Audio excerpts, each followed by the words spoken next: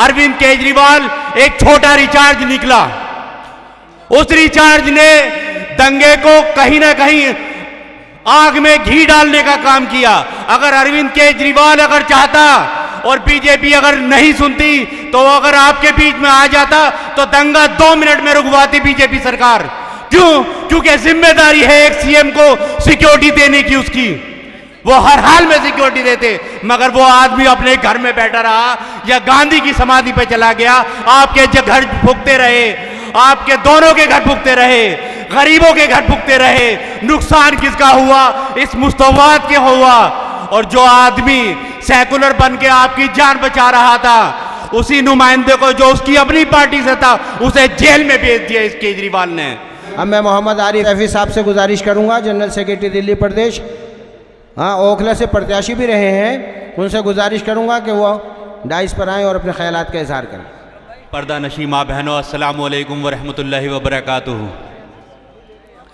अजीज साथियों, काफ़ी वक्त अव्वा ने अपनी बात रखी। उन्होंने आपको समझाया कि ताहिर साहब को वोट क्यों देना चाहिए, असदुद्दीन ओवैसी साहब के साथ क्यों खड़ा होना चाहिए। मैं इससे अलग हटकर आपसे एक सवाल करना चाहता हूं। जब दिल्ली में दंगा हुआ, खास तौर से आपके इलाके में दंगा हुआ, तो घर सिर्फ रहीम का फूका या राम का भी फूका? मेरे भाइयों, दंगे में अगर नुकसान होता है तो राम का भी होता है, रहीम का भी होता है। और उस दंगे को रोकने की जिम्मेदारी होती है प्रशासन की। और उस प्रशासन को हम मजबूत बनाने के लिए अपना वोट देते हैं। हमें कोई उनसे अपने घर का चूल्हा नहीं जलवाना, हमें उनसे अपने घर के काम नहीं करवाने। उनसे हमें चाहिए होती है अपनी सिक्योरिटी, अपने इलाके के मसाइल। मगर मसाइलों में अगर बात करें तो जीरो, अगर सिक्योरिटी की बात करें तो घरों में बैठ जाते हैं। हमने अरविंद केजरीवाल को बड़ी तादाद में वोट दिया और ये सोच के वोट दिया कि ये एक सेकुलर सरकार बनाएगा और हमारे देश का जो निज़ाम है सेकुलरिज्म की बुनियाद पे जो रखा है उसे, उस ढांचे को मजबूत करेगा। मगर हुआ क्या? अरविंद केजरीवाल एक छोटा रिचार्ज निकला। उस रिचार्ज ने दंगे को कहीं ना कहीं आग में घी डालने का काम किया।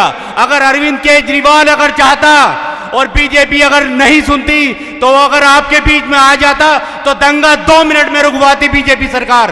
क्यों? क्योंकि जिम्मेदारी है एक सीएम को सिक्योरिटी देने की उसकी। वो हर हाल में सिक्योरिटी देते, मगर वो आदमी अपने घर में बैठा रहा या गांधी की समाधि पे चला गया। आपके घर फूकते रहे, आपके दोनों के घर फूकते रहे, गरीबों के घर फूकते रहे। नुकसान किसका हुआ? इस मुस्तवाद के हुआ। और जो आदमी सेकुलर बन के आपकी जान बचा रहा था, उसी नुमाइंदे को जो उसकी अपनी पार्टी से था, उसे जेल में भेज दिया इस केजरीवाल ने। अगर ताहिर को आज अगर देश मुजरिम की हैसियत से जानता है तो मेरे भाइयों, प्रशासन की वजह से नहीं, इस अरविंद केजरीवाल की वजह से मुजरिम कहता है। वरना जमाना जानता है कि ताहिर साहब ने इस मुस्तवाद के लोगों को, इस दंगे को रोकने के लिए पूरी जान, पूरी कोशिश की थी। मेरे अजीज साथियों, हमने 70-75 सालों से सेकुलरिज्म का साथ इसीलिए दिया था, हमें अपनी नुमाइंदगी की जरूरत नहीं थी, ये सोच के कि अब ये सेकुलर सरकार सही फैसले लेगी, अब ये लेगी। मगर मेरे भाइयों, किसी ने हमारा साथ नहीं दिया।